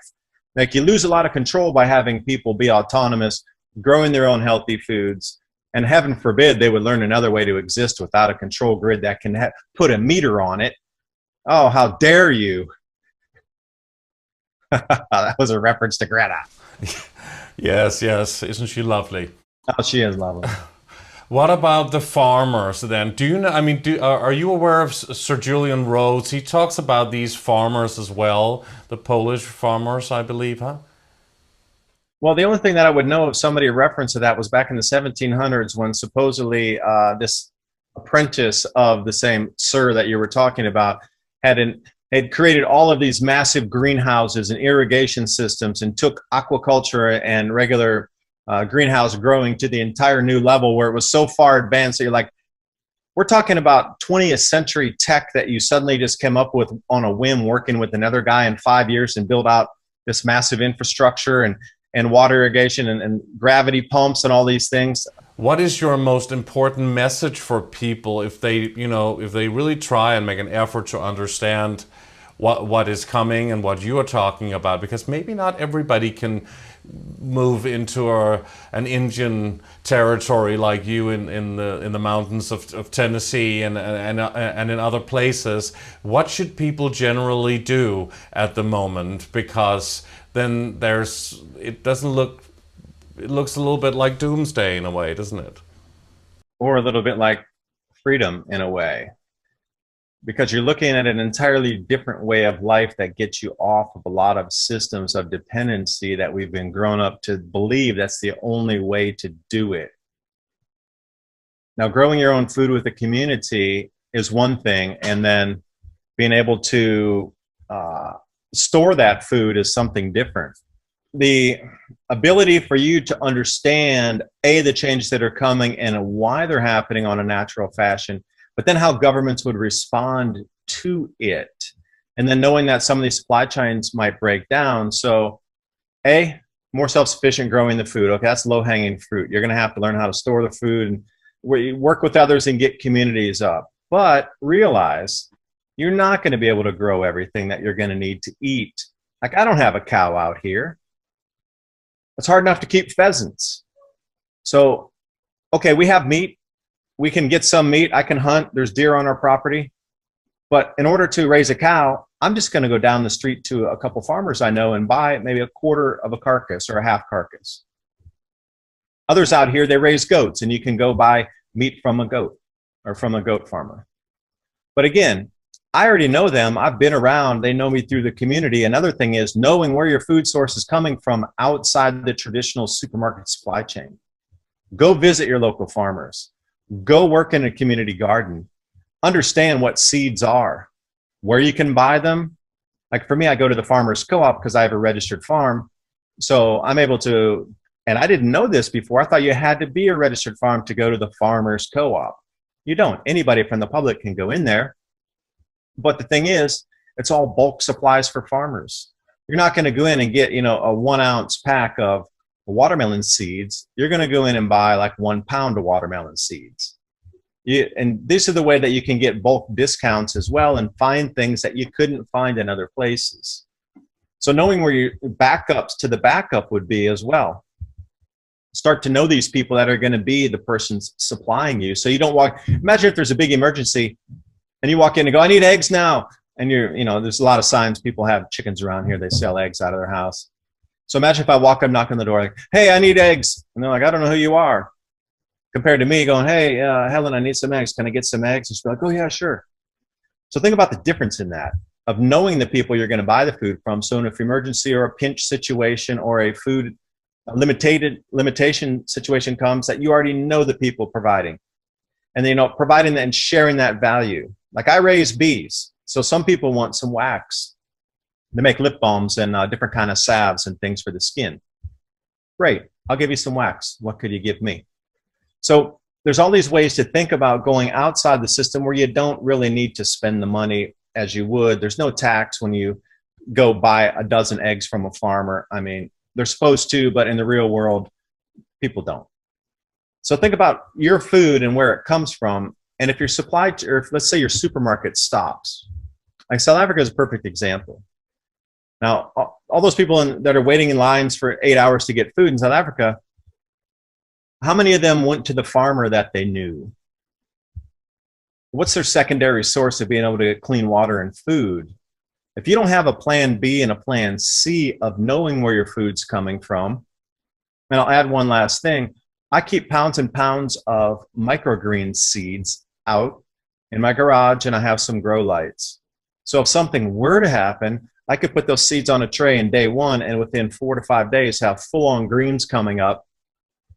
And then from that point, continuously fresh greens coming. Because again, it's about the micronutrients. You got to have some stored food. You got to have some money, paper money.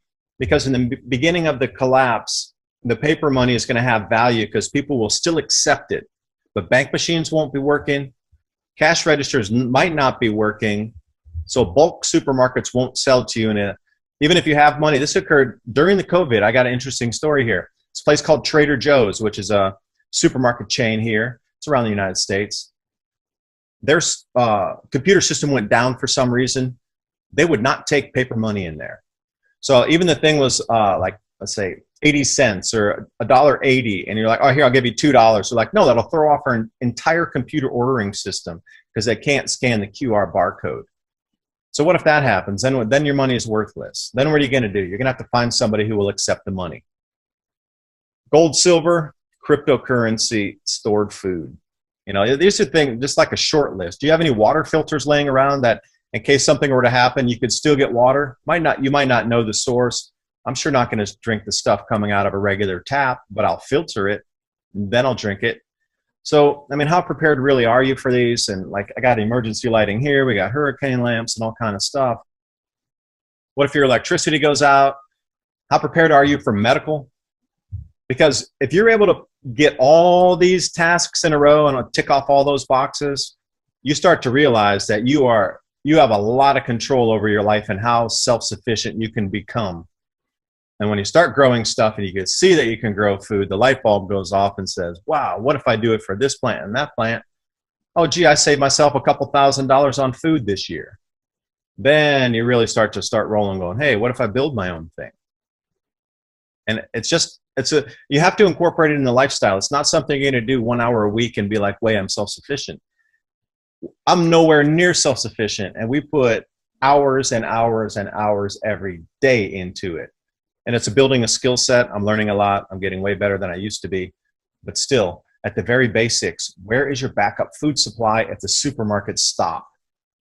I mean, I would challenge everybody this weekend to go rolling out and finding a farm, even if it's one of those you pick at blueberry farms, because those are in the areas where everybody else has food too. Like, go find your local farmers who supply milk, eggs, fruit, meat, and talk to them and start becoming a regular customer. Go out of your way. Instead of driving to the supermarket, go buy a bulk piece of meat that you might need to cut yourself, so you learn where the cuts of meat are, how to follow the muscle line, where the bones are, all that stuff. Maybe I rambled there, but I mean, I could keep going for an hour on that. No, this is really very, very important and very fascinating and a crucial topic to talk about. And when do you suspect that the so-called expected collapse crash will happen? End of this year or Q1 2022. So it's not that it's not in a too distant future, actually. My personal opinion is no, because think about the elite. If they need to control everybody, they're going to have to get everything under control before the true crisis occurs, which would be the massive amount of disruption that'll be occurring in 2024 because of what I showed you there, those magnetic fields and what's going to happen with the Earth here. Once we cross over in August, we're in earnest going to be in that magnetic field for the next 3 years. And each successive year, it's going to get more and more intense.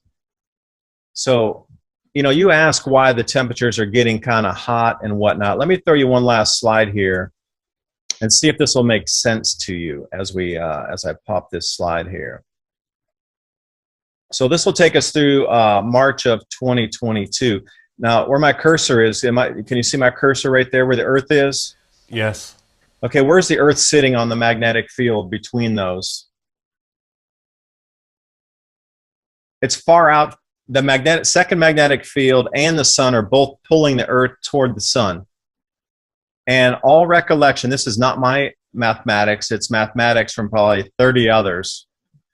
Approximately 700,000 miles is the average on how much further closer we're going to be pulled during this time.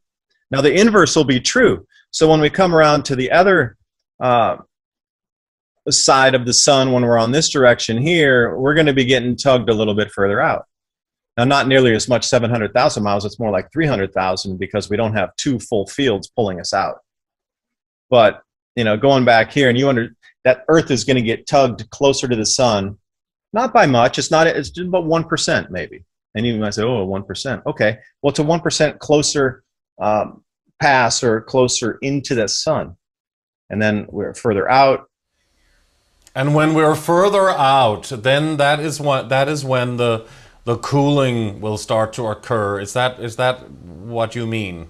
And that will happen in 2024. Is that what I mean, that's when it will begin, or what?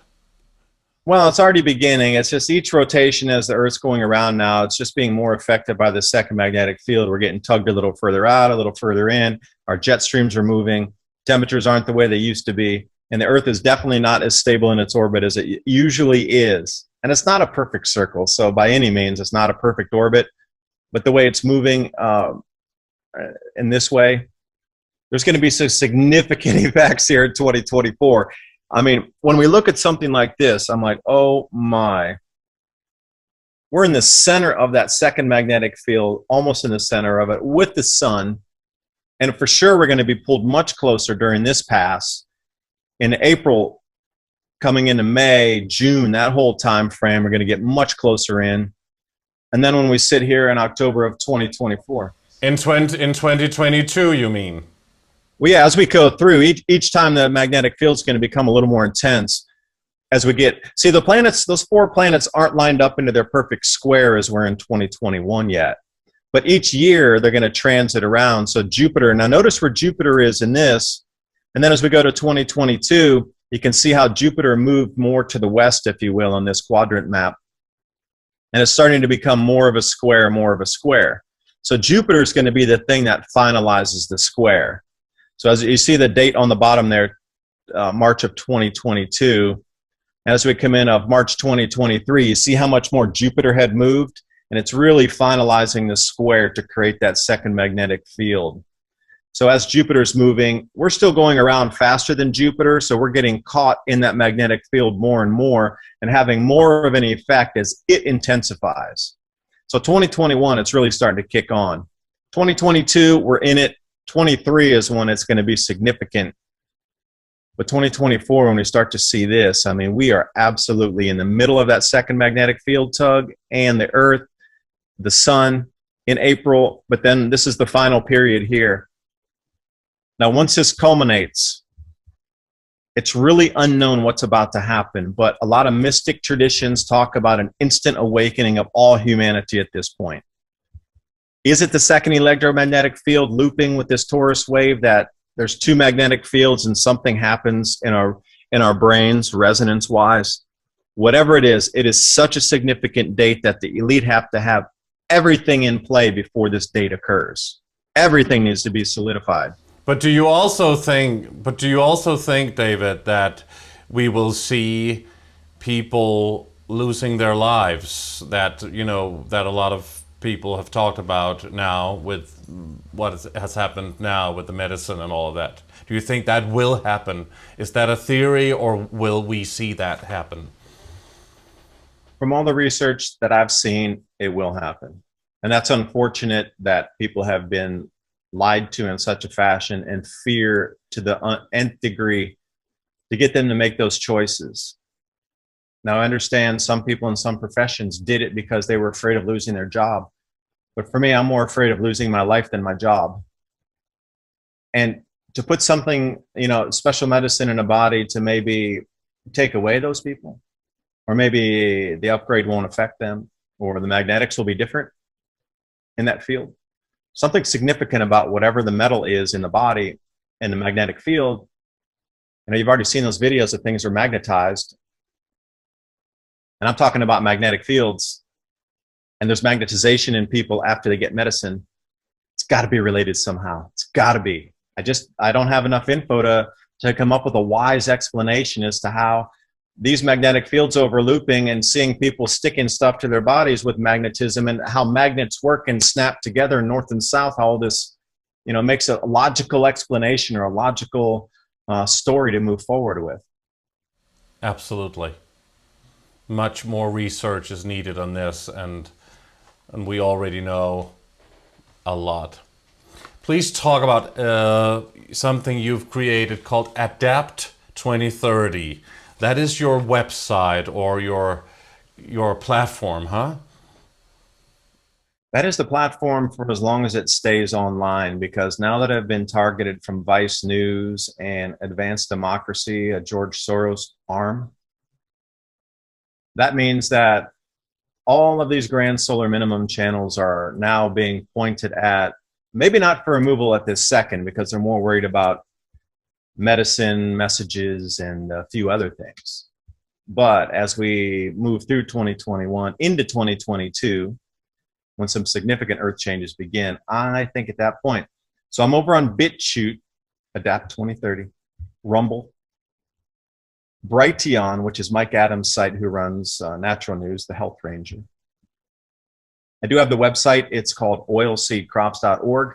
And I'm getting back to work on that to do more postings. And I also have the podcast, Mini Ice Age Conversations, which is hosted across the net. Now, I've kind of let that drop off for the last month or two as I'm getting more. It's planting season out here. So for me, it's all about getting the gardens together, getting a lot more things ready and solidified, and just organized. And it's these 2 months were spent for me to get ready to grow my own food in a better fashion, and getting ready to buy things when they're cheaper to be able to store them through the winter.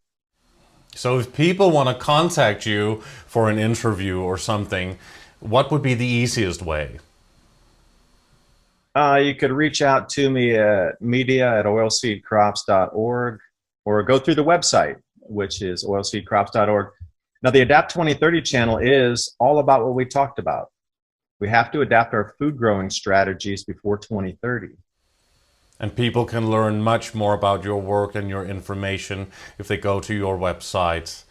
And, it's been absolutely wonderful, really fascinating, and very, very great to have you on. You're a great man, and I want to thank you very much, David Dubine, for being on Age of Truth TV. Thank you so much.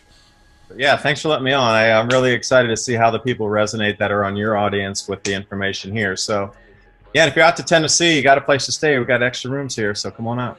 Oh, amazing. I'd love that. Yeah, Luke, thank you. Thank you so much, David. Took a few turns there that I hadn't expected, but I'm always willing to throw what I know out. Thank you very much to David Dubine, and thanks to all of you for watching Age of Truth TV. You can support us by clicking onto our website, ageoftruth.tv. And please like our videos, subscribe to our channel, and hit the bell for notifications. You can also sign up for our newsletter on our website, ageoftruth.tv as well. Please subscribe to our alternative channels on BitChute and Brighteon, and follow us on Instagram and on Facebook for updates. On behalf of the Age of Truth TV team, we thank you so much for watching, and we'll see you again soon.